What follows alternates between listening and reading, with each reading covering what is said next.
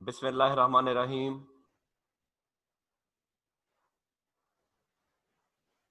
सबको सुबह बखैर और अस्सलाम वालेकुम। मुझे उम्मीद थी कि आज जब क्लास शुरू होगी तो पूरे बच्चे होंगे, लेकिन still there are the 22 participants. Very strange यार।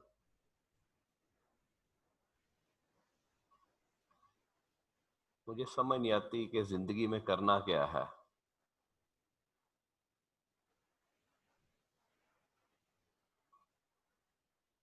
चले जितने भी आज मैं क्या कह सकता हूँ। प्लेन पेज पे आइएगा जी।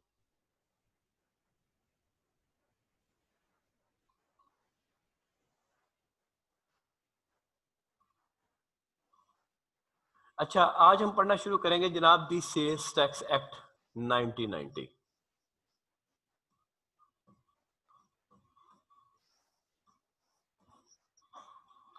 सबसे पहले बात यह है कि this is an indirect tax.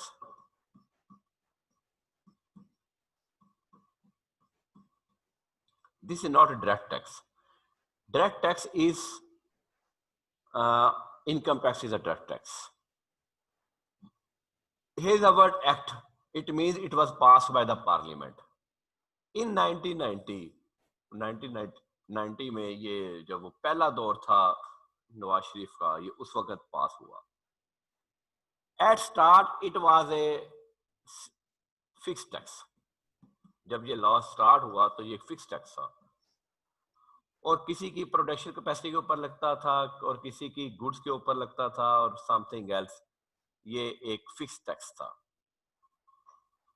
The sales tax is, अब भी हम बात करें, गुड्स के ऊपर भी एप्लीकेबल होता है, गुड्स के ऊपर भी एप्लीकेबल है, and it was also applicable on the services. जब हम इसकी एप्लीकेशन गुड्स की बात करते हैं तो it calls the sales tax act 1990 means federal. अब प्रोविंशियल टैक्स भी आ चुके हैं। सर्विस के ऊपर जब भी टैक्स की बात होगी तो हम कहेंगे हम प्रोविंस का चैप्टर है, प्रोविंस का ये स्कोप में आता है। Again it was after the 18th amendment. 18वीं अमेंडमेंट के बाद इन्होंने यही काम किया कि सर्विस के ऊपर फेडरल को टैक्स, वरना टैक्सेस हमेशा और हमेशा सरकार का जो है वो चैप्टर होता था कि जी बड़ी सरकार ने लेना है। इन्होंने 18th अमेंडमेंट में करके अपने अपने सूबे में अपना अपना टैक्स कलेक्शन बना लिया और एक छोटा एफबीआर भी बन गया। जैसे पंजाब में पंजाब रेवेन्यू अथॉरिटी बन गया, आप जो होटल्स के ऊपर टैक्स देते हैं पंजाब रेवेन्यू अथॉरिटी बन गया। सिंध में एसआरबी बन गया, सिंध रेवेन्यू बोर्ड। ऑफिसर्स यहीं से गए, टैक्स ऑफिसर जितने भी आपके गए आपके वो एफबीआर से गए officer, it's a part of FBR, लेकिन इसकी जो टैक्स कलेक्शन है वो सारी सारी अपने अपने सूबों में आ गई विद द, और तमाम like Parker Randall is also registered under the PRA, Punjab revenue authority, और पार्कर रैंडल भी सर्विस के ऊपर अपना टैक्स देती है। हमारा जो कराची ऑफिस है, जो हमारा पार्कर रैंडल का, वो एसआरबी, वो सिंध रेवेन्यू बोर्ड को रिटर्न जमा करवाता है। हम अपनी रिटर्न अलग जमा करवाते हैं, वो अपनी रिटर्न अलग जमा करवाते हैं। लाहौर का ऑफिस हमारे अंडर ही आता है, वो हमारे साथ ही जमा होती है। कराची का एसआरबी में चला गया। अच्छा, फैसल जो इस्लामाबाद है वो एक अलहदा है। इस्लामाबाद का जो सर्विस है वो एफबीआर के अंडर ही है। लाइक हमारा जो इस्लामाबाद का ऑफिस है वो भी उसको अलहदा नंबर लगा हुआ है। हमें पार्कर एंडल लाहौर को अलहदा नंबर लगा हुआ है, पार्कर एंडल कराची को एसआरबी का अलहदा नंबर लगा हुआ है। बताने का सिर्फ मकसद ये था कि सर्विस का सारा चैप्टर डेट with the provinces after the 18th amendment. This is not a part of your syllabus, only this one is a part of your syllabus. सिर्फ हम जहां गुड्स की बात करेंगे और फेडरल सेल्स टैक्स एक्ट 1990 की बात करेंगे।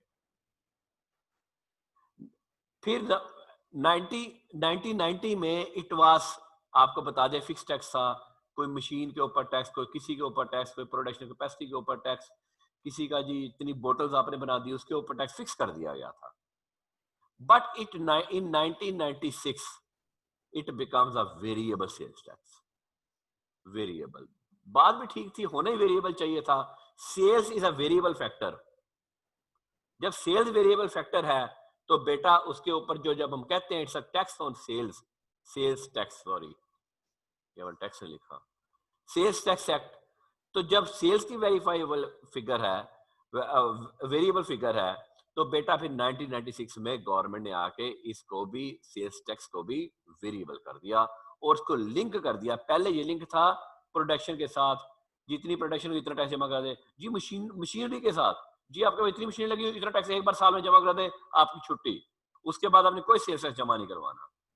फिर 1996 में उन्होंने कहा नहीं जनाब, आपका जो that should be the variable और it was linked real in sense with the sales। अब सेल्स की फिगर आपकी वेरिएबल है, जाहिर है।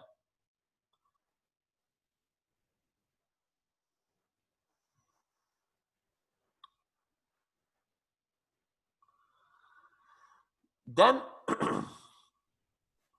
बकायदा फिर एक पर्सन, अगर if the person is liable, अगर कोई बिजनेस बंदा बिजनेस शुरू करना चाहता है तो उसको भाईजान पहले तो उसने एंटियां लेना है। नेशनल टैक्स नंबर है, उसका रजिस्ट्रेशन नंबर है, बहुत सारे शनाख्ती कार्ड ही उसका एंटीएन है।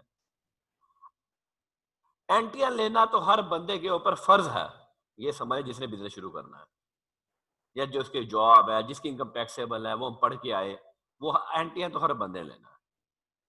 फिर हमने क्या, अब एम्प्लॉय ने एंटियां लेना है? नहीं, जो अल्टीमेट बिजनेस करेगा बेटा वो क्या लेगा? STRN, sales tax registration number. फिर हमने ये भी देखना कि ये जो बंदा ट्रेड कर रहा है, जो गुड्स की ट्रेड कर रहा है, क्या वो गुड्स टैक्सेबल नेट में आती भी हैं कि नहीं आती?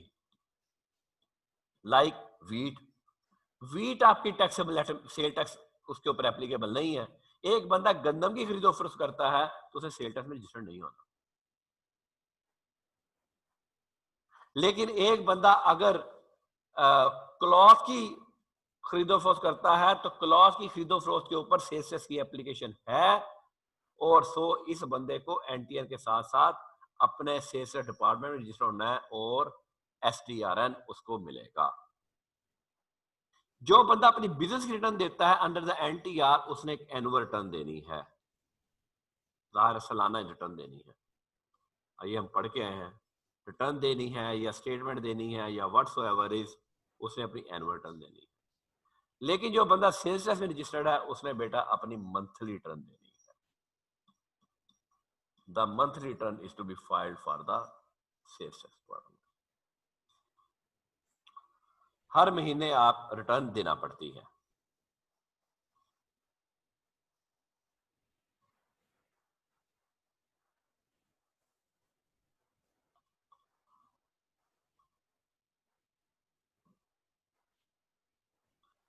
अच्छा जी, जो रिटर्न की फाइलिंग है वो मसलन के जैन 2020 की आपने रिटर्न फाइल करनी है, तो आपने बेटा रिटर्न कब फाइल करनी है? आपने उसका कोई ना कोई हमेशा टैक्स ड्यू होता है, ऑलमोस्ट हर रिटर्न के साथ कोई ना कोई आपका टैक्स ड्यू होता है। जो भी आपका टैक्स ड्यू होता है वो आपने डिपॉजिट करवाना है। सरकार कहती है वो आपने डिपॉजिट करवाना है up to 15th of next month, यानी कि 15 फेब। लेकिन आपकी जो रिटर्न फाइलिंग डेट है, रिटर्न फाइलिंग डेट वो बेटा आपकी है 18 Feb.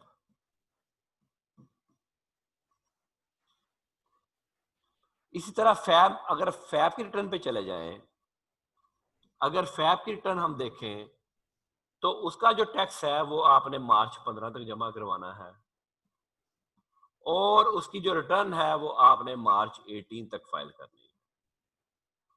So the monthly circle is to be continued on the monthly basis. यहां तक कोई ज़हन में कोई सवाल आता है तो बोल दें जनाब। जी जनाब, एनी क्वेश्चन? एनी क्वेश्चन जी? लो जी, अब हम कंसेप्ट डिस्कस करने लगे हैं। अब मैं एक आपको एंट्रीज डाल के बात समझा देता हूं, तो बात कंसेप्ट वही चलना, बड़े गौर से बात बेटा समझिएगा जरा। Mister A is a registered person. अच्छा, जब मैं रजिस्टर्ड कहूंगा इसका मतलब है कि वो सेल टैक्स डिपार्टमेंट के अंदर रजिस्टर्ड है। Registered person purchased goods worth ₹6 lakh exclusive sale tax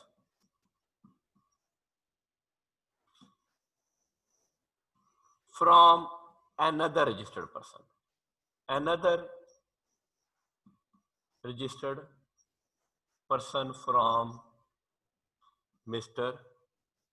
B. अब दोनों की बुक्स ऑफ अकाउंट्स में एंट्री क्या होगी? Entry in the books of accounts, entry in books of A और बी।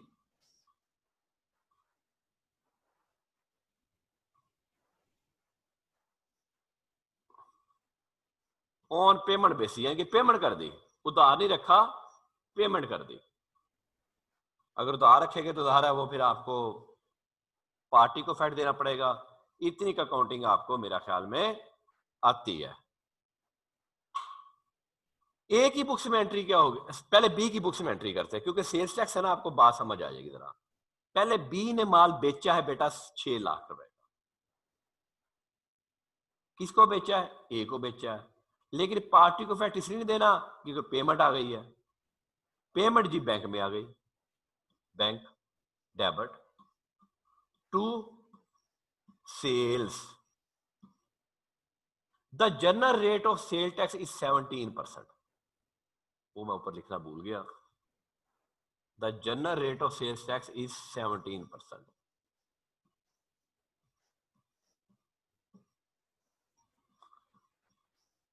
इज 17% ऑन किस चीज का? On the value of supply, on the value of supply. अब यहां वैल्यू ऑफ सप्लाई क्या है? 6 लाख है। तो जब मैं सेल करूंगा तो मेरा सेल टैक्स बेटा पेएबल होगा, जाहिर है। लॉ कहते हैं जितनी सेल करेंगे उसका 17% आपको सरकार को जमा करवाना है। तो मेरा क्या आ गया? To sales tax payable. Sales tax payable कितना आ गया? 6 लाख का 17%, 1,02,000।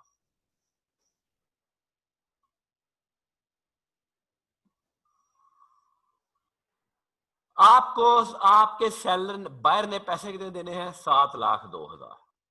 जरा क्वेश्चन में आपका बाद में लेता हूं, मैं एक बार आपको क्लैरिफाई कर दूं पूरा। ये थी entry in the books of Mister B. अब मिस्टर ए की किताबों में एंट्री क्या होगी? उसकी परचेज है बेटा।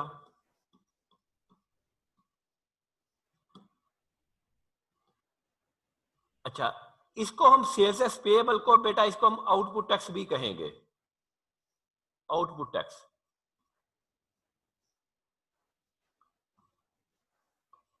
सेल्स टैक्स पेएबल को हम आउटपुट टैक्स भी कहेंगे। परचेज इसकी जनाब अल्टीमेटली 6 लाख की है, कोई शक ही नहीं है इसमें। अब इसने सेल टैक्स, अब 7,02,000 इसने बैंक में 7,02,000 की पेमेंट की, किसको? मिस्टर बी को। तो इसका बेटा आ गया sales tax receivable. Sales tax receivable इसको बेटा हम इनपुट टैक्स भी कहेंगे। 1,02,000 to bank 7,02,000।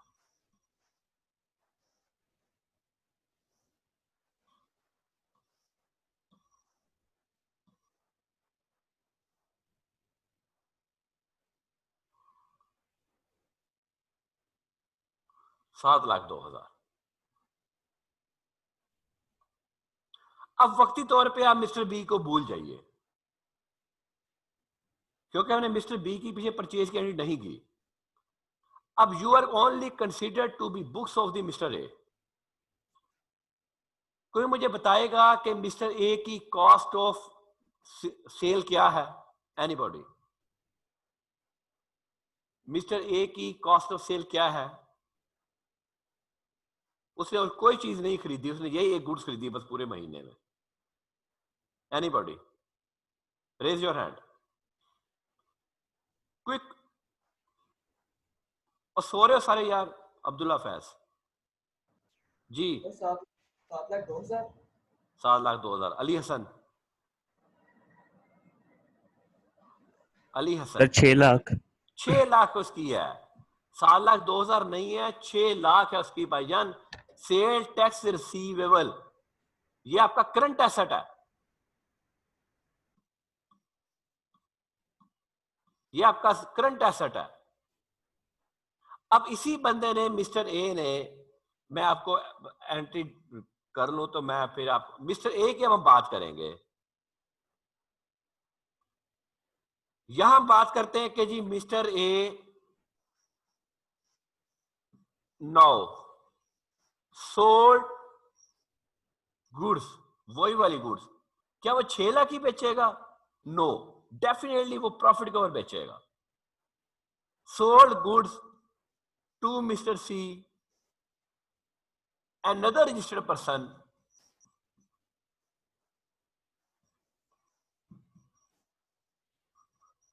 for rupees 7 lakh.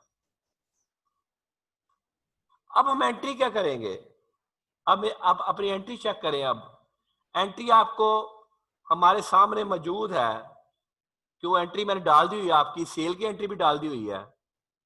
अब मिस्टर ए ने ये वाली गुड्स जो है, हेलो,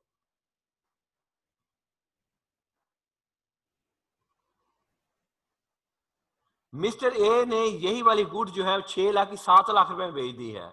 सेल की एंट्री क्या डलती है आपके सामने मौजूद है। अब मैं एंट्री आपके सामने फिर इनकॉर्पोरेट कर देता हूं कि एंट्री क्या होगी।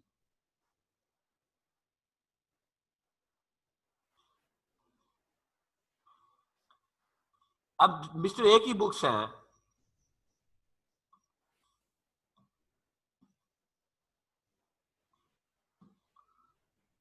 Bank debit to sales. Sales कितने की है? 7 लाख रुपए की। सेल के ऊपर सेल्स पेएबल आना है, output tax, sales tax payable, output tax.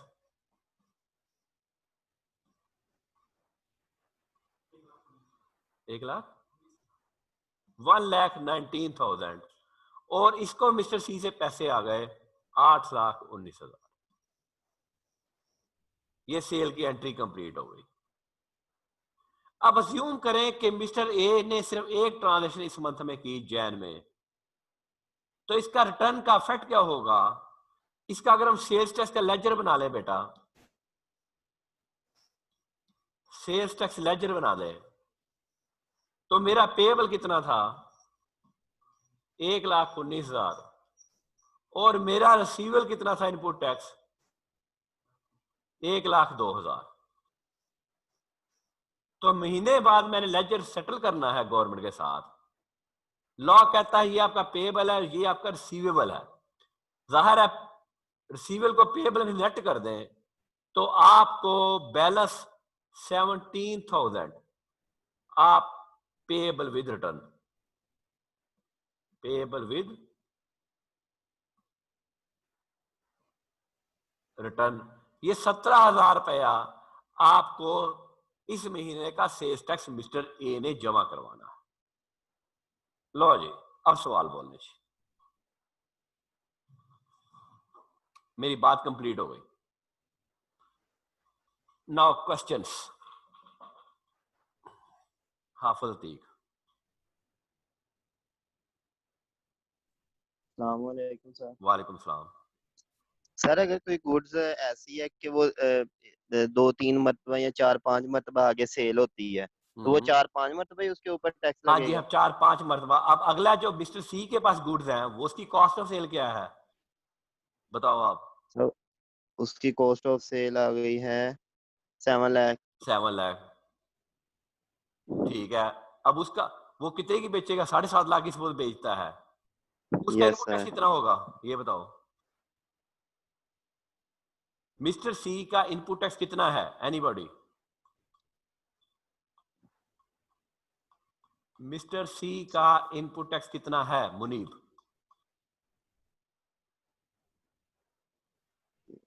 जी मुनीब।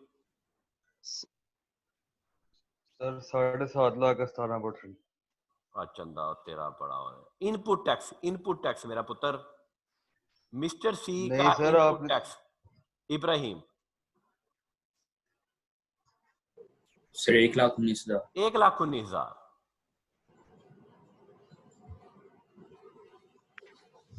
उसका परचेज कितने? 7 लाख की। 7 लाख का 70% कितना बनता है? 1,19,000। अब वो 7.5 लाख का जितना बेचेगा, आपको एक टैक्स पेयर का सवाल आना है, आपको 4 टैक्स पेयर का सवाल नहीं आना।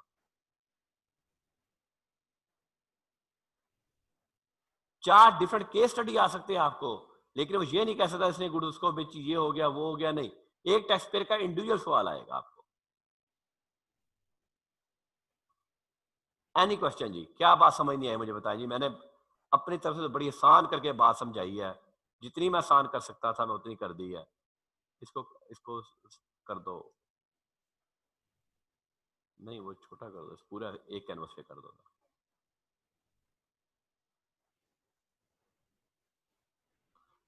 एनी क्वेश्चन जी? ये अब सारा कुछ आपके सामने है जी, ये इकट्ठा ही हो गया जी, नहीं थोड़ा बस ठीक है। अब बताइए मुझे क्या चीज समझ नहीं आई जी। Any question? एक ही फार्मूला है सेल टैक्स का सवाल करने का, output tax minus input tax, output tax minus input tax. हमने आउटपुट कैलकुलेट करना है, जितना हमारा पेएबल है जितना लेस करना है। बता, कहने को बड़ा सिंपल लगता है, आगे इसी सवाल को, ये बेस है क्वेश्चन की, और पूरा क्वेश्चन की बेस यही रहनी है। लेकिन इसमें कॉम्प्लिकेशन आती जाएंगी। उधार माल बेचा, क्रेडिट बेचा, इतने का बेच दिया, कैश बेच दिया, कंडीशंस आ जाएंगी, लेकिन पीछे कंसेप्ट उसका इतना ही रहेगा कि output tax minus input tax. Any question? किसी का कोई सवाल है बेटा खुल के पूछे, कोई मसला नहीं।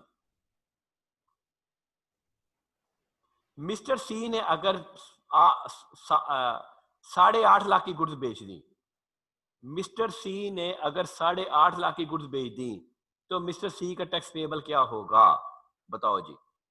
एनीबॉडी? मिस्टर सी ने 8.5 लाख की गुड्स बेच दी, तो मिस्टर सी का सेल टैक्स पेएबल क्या होगा? Any question? Any answer? Answer by any of them, any of you? Hafiz Atiq ji. हाफिज? हाँ जी हाफिज। 1,48,500। तेरा भला हो जाए, मैं तेनों हाफिज 2 लाख टक्कर मारनी मैं सामने आ गए तेरे। गुल मोहम्मद? सही है। गलत है गुल मोहम्मद। 42,500 सर। 42,500? Yes sir. गलत है। हसनैन तैयब? हसनैन तैयब? हाँ जी हसनैन, अनम्यूट करो बेटा अपने आप को। हाँ जी सर 25,500। 25,500। अल्लाह आपका भला करे। ओ गधो, गांव से गधो, 8.5 लाख का 17% कितना आया जी? 1,44,500। ये उसका आउटपुट टैक्स हो गया। ये मैं मिस्टर सी की बात कर रहा हूं, और उसको इनपुट कितने का आया हुआ था? 7 लाख का उसकी परचेज थी, 17%, वो आ गया जी 1,19,000। ये उसका इनपुट टैक्स आ गया। ये आउटपुट टैक्स था, इन दोनों को माइनस कर दो तो 25,500 पेएबल। अब बोलो, अब जी हसनैन तैयब, हाँ जी जी, अब सवाल बोलो जी। हाफिज साहब आँख खुल गई ताड़ी? ठीक है, अब समझ आ गई है। अब समझ आ गई। अच्छा अब भी बेटा, इसलिए मैं बार बार पूछ रहा हूं कि ये बेसिक कंसेप्ट है, आपके दिमाग में कोई चीज समझ नहीं आती तो आप मुझे बताएं, जो चीज समझ नहीं आई आपको।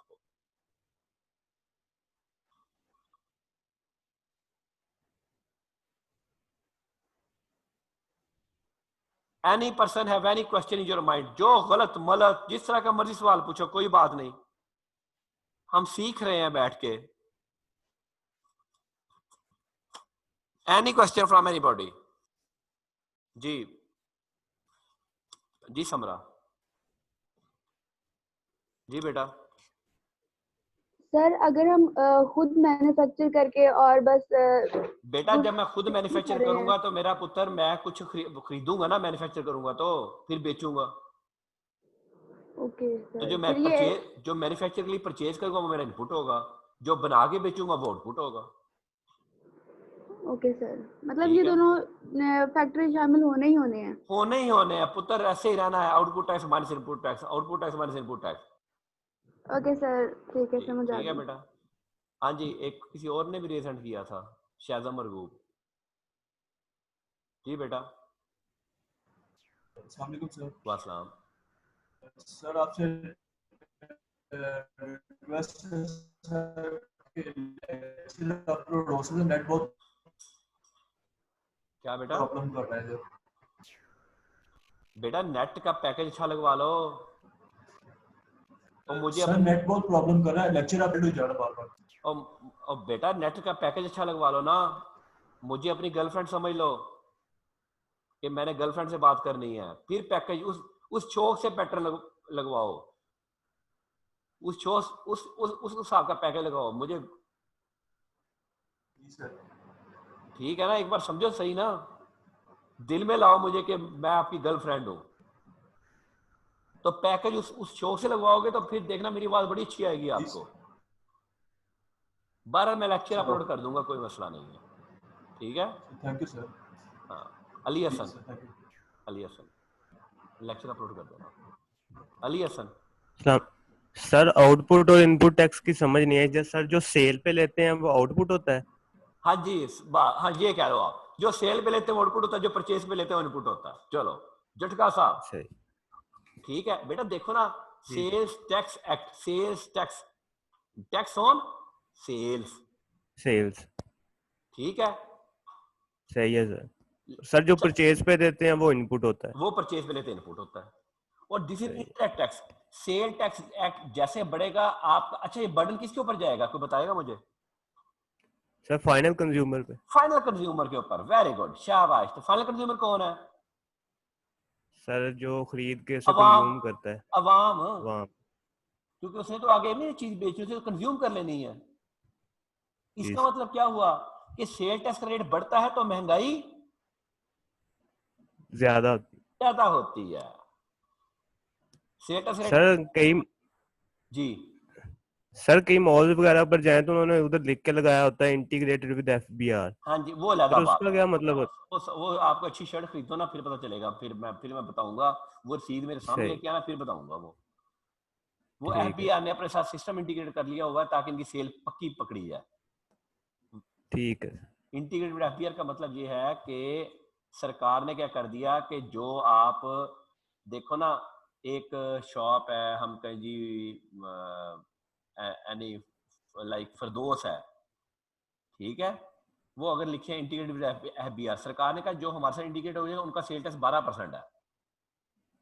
सही सर, वो लेते तो पूरा 17% ही है तकरीबन। नहीं, अब 1 जुलाई से 12 हो गया, पहले 14 था। जो इंटीग्रेटेड एफबीआर है वो 30 जून तक 14 था, अब 12 हो गया। जिसने बाहर लिख के लगाया हुआ इंटीग्रेटेड एफबीआर, अगर वो 17 चार्ज करता है, उसकी रसीद फेंको, देखना उनको वो वे देखना कैसे सीधे होते हैं वो। नहीं, वो 14 ही लेते हैं बेटा, जो इंटीग्रेटेड एफबीआर है वो फ्रॉड नहीं कर रहा है। वो कह रहे सही है ठीक है, सर, हम तो ठीक। कस्टमर से चार्ज कर रहे हैं बेटा। बेसिकली सेल टैक्स में जो हमारे लोग रोते हैं वो गलत रोते हैं बजट में। हमने सुना ना हड़ताल कर देंगे शनाख्ती कार्ड की, ये वो क्या वजह है? जी सर, वो सेल पक्की हो जाती है वो उसमें। उत्तर सिर्फ और सिर्फ 2 नंबरी है कि हमारी इस चीज से 2 नंबरी पकड़ी जाएगी और कोई वजह नहीं है। वरना सेल टैक्स आप अगले बंदे को चार्ज कर, एंटीज देख लो यार, मैं आपके सामने है, सेल्स टैक्स आप अगले बंदे को चार्ज कर रहे हो, उससे आपने कलेक्ट करना है, सरकार को जमा करवाना है, तुम्हें क्या तकलीफ है? समझ आई बात की? जी sir. Ibrahim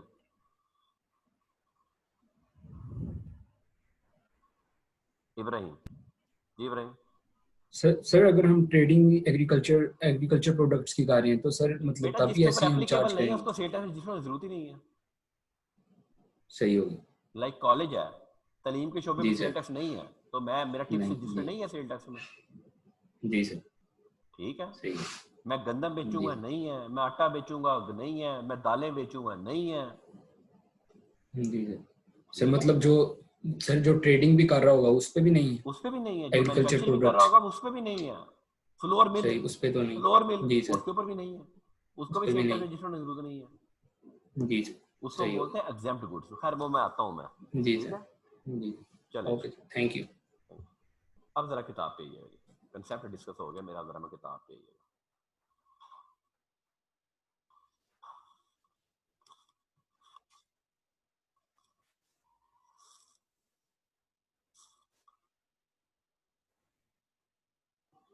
I book open, book पे पढ़ाना है।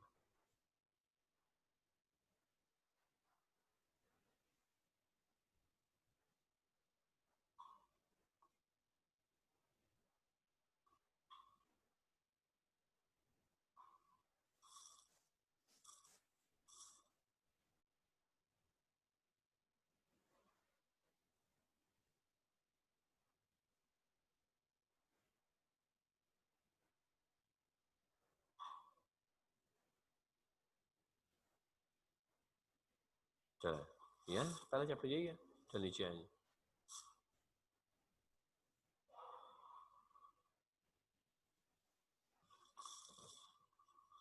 लो बेटा इसे जरा ना, अब आप पहले ये परमीबल पढ़ लो, 1.1 1.2 पढ़ो, और कोई सवाल तो बोलना जी, नीचे आ जाए।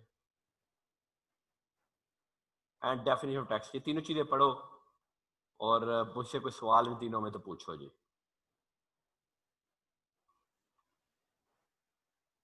तो चलो ठीक है, पास।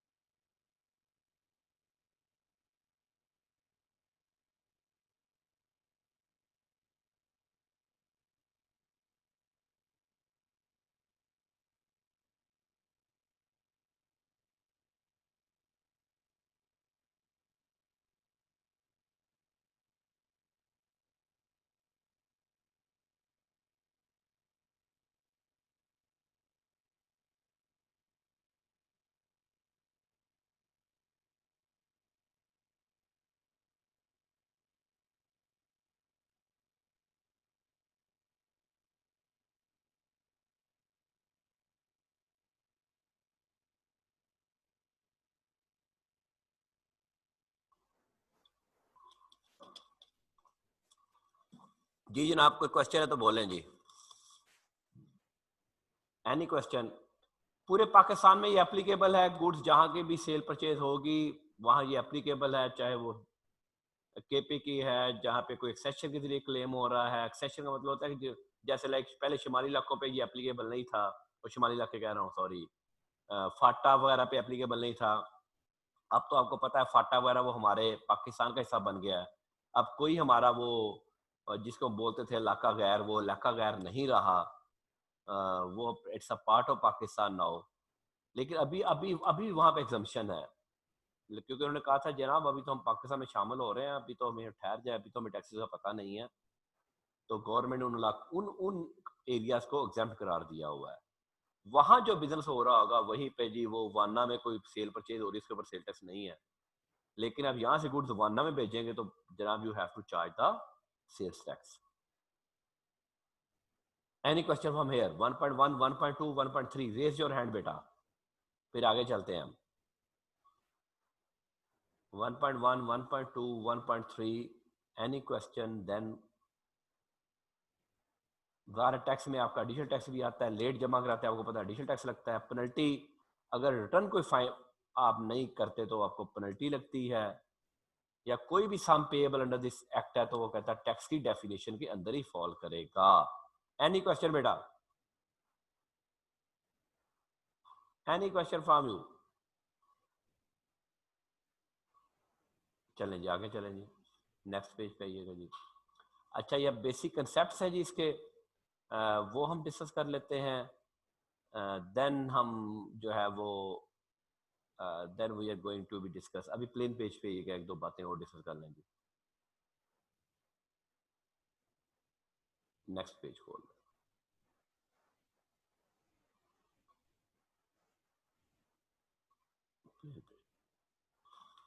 अच्छा जब हम गुड्स की बात करते हैं तो बेटा जब हम गुड्स की बात करते हैं तो लॉ ने क्या किया कि तीन तरह की गुड्स हैं।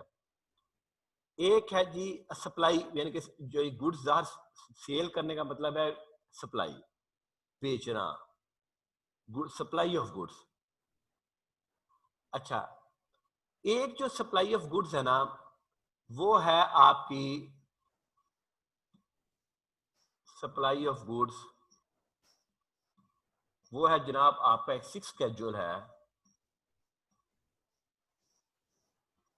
6 स्केड्यूल है, वो सारे का सारा एग्जाम्प्ट गुड्स का डील करता है। एग्जाम्प्ट गुड्स यानी कि जो गुड्स 6 स्केड्यूल में दी गई हैं वो एग्जाम्प्ट हैं, एग्जाम्प्ट फ्रॉम सेल्स टैक्स, यानी उनके ऊपर सेल्स टैक्स की एप्लीकेशन नहीं है। अगर मैं इन एग्जाम्प्ट गुड्स का बिजनेस करता हूं तो मुझे रजिस्टर्ड होने की जरूरत नहीं। एक है हमारा बेटा 5th स्केड्यूल।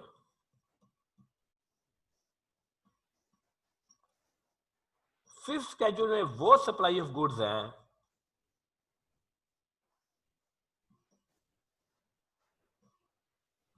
अच्छा यहां मैं एग्जांपल दे दूं जी, वीट की एग्जांपल दे दूं, पल्सीज की एग्जांपल दे दूं, दालें।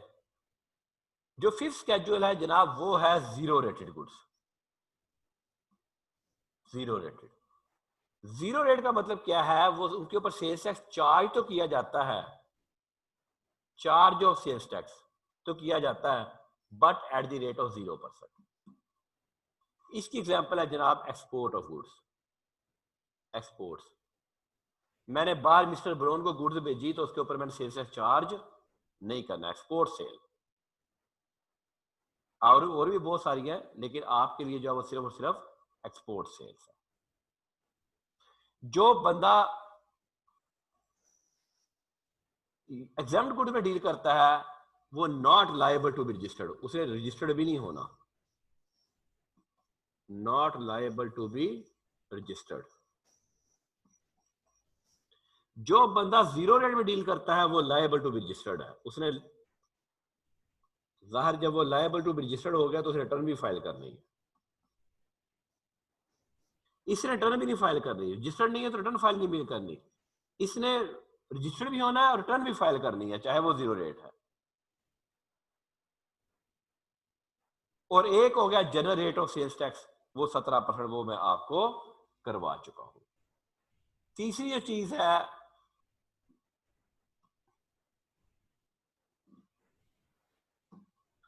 वो जनाब आपका है 3rd स्केड्यूल।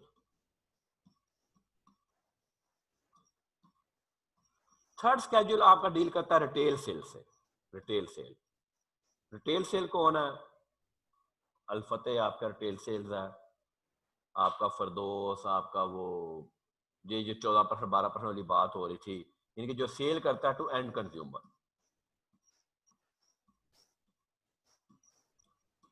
एंड कंज्यूमर, ये थर्ड स्केड्यूल सारे का सारा सिर्फ रिटेल से डील करता है। ये ट्रेडिंग बिजनेस से डील, रिटेल जिसने गुड्स बनाई है और बना के रिटेल को बेच दी। ये तीन हमारे डिफरेंट कैटेगरीज आएंगी। टैक्सेबल गुड्स, मसल के अगर मैं कहूं तो मैं इसको बाइफरकेट कर दूं, टैक्सेबल गुड्स और एग्जेम्प्ट गुड्स।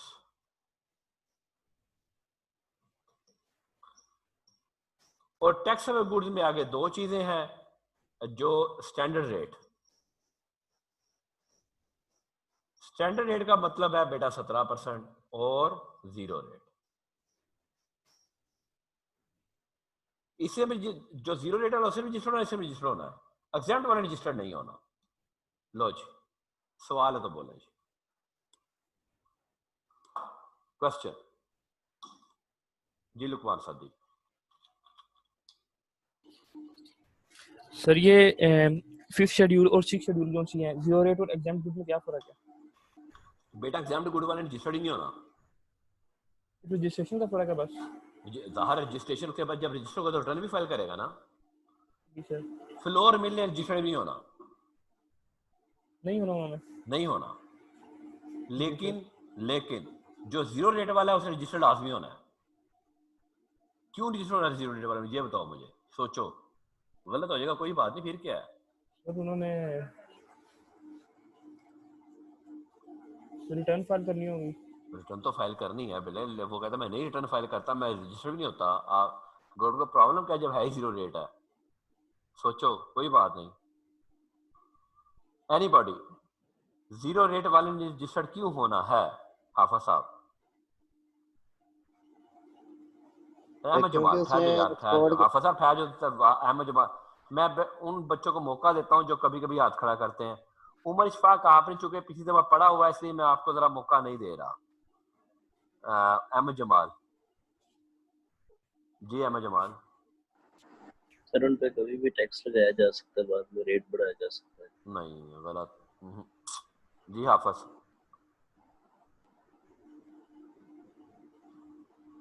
क्योंकि उन्होंने एक्सपोर्ट करनी होती है गुड्स को। एक्सपोर्ट करने से एक्सपोर्ट है, जीरो रेट है ना, गवर्नमेंट के अंदर टैक्स ही नहीं आएगा। मोहम्मद कासिम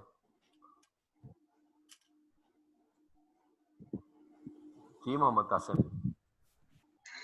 सर एक्सपोर्ट जो है उनकी यानी वो पता लग जाती है गवर्नमेंट को। पता चलनी चाहिए, वो तो वैसे ही पता चलती है।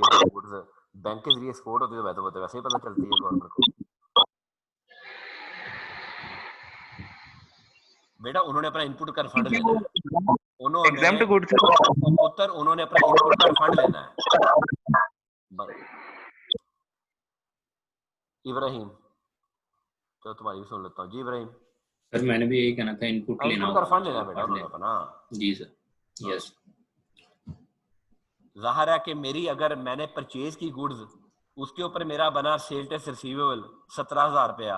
अब मैंने गुड्स एक्सपोर्ट कर दी, अब मैं सरकार से कहूंगा भाईजान मुझे 17,000 रुपये वापस कर दें। लेकिन जो एग्जेम्प्ट गुड्स वाला है बेटा, उसको 17,000 रुपये वापस नहीं होना। ये दोनों में फर्क है।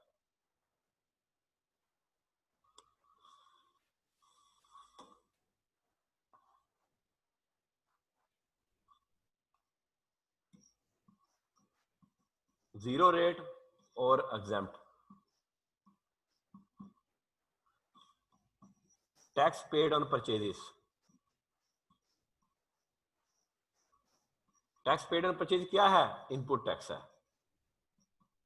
इनपुट टैक्स क्या है? सेल्स टैक्स रिसीवेबल है। सेल टैक्स रिसीवेबल है। जीरो रेट वाले को क्या होगा? सरकार कहती पैसे वापस लो, रिफंड ले लो। एग्जेम्प्ट गुड्स के लिए इनपुट टैक्स क्या होगा? Part of cost of sale. लॉज, बहुत मेजर डिफरेंस, बहुत बड़ा फर्क। एनी क्वेश्चन जी? एनी क्वेश्चन बेटा?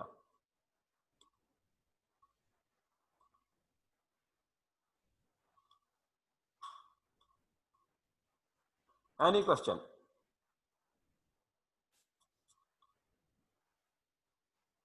लो जब किताब पे आइएगा जरा, इनको होमवर्क दें थोड़ा सा।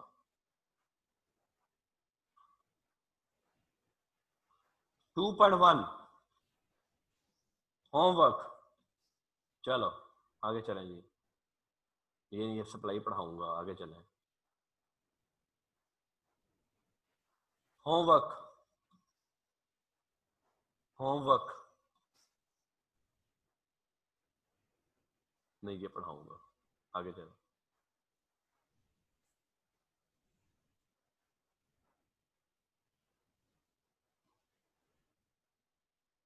ये डेफिनेशन होमवर्क, आगे चलें।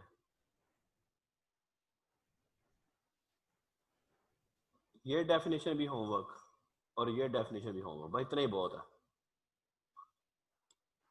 ले जी, बाकी परसों इंशाअल्लाह ताला। ओके जी, अल्लाह हाफिज। Any question again? बेटा किसी का कोई सवाल तो बोल दे जी। कल आपका टेस्ट भी है, कितने बजे जी? कल 11 बजे आपका टेस्ट भी है बेटा, असद यासीन जी। असद,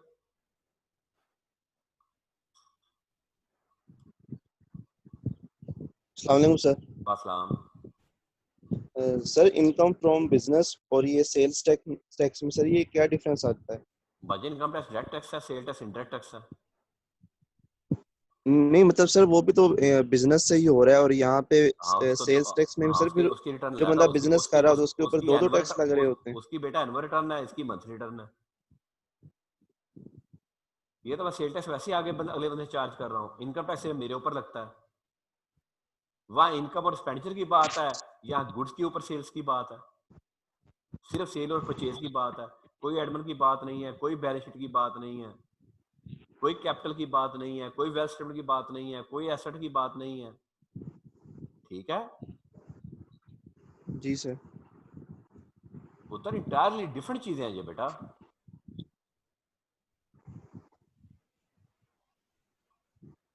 क्या कंफ्यूजन है मुझे बताओ आप? नहीं सर आवाज कट गई थी सर आपकी, मुझे वो बात समझ नहीं आई। वो मैं लेक्चर लोड कर देता हूँ ना, तो फिर परसों कोई सवाल हो तो पूछ लीजिएगा। इब्राहिम परसों यार, ठीक है सर। परसों ठीक है। Okay, thank you. ठीक है सर।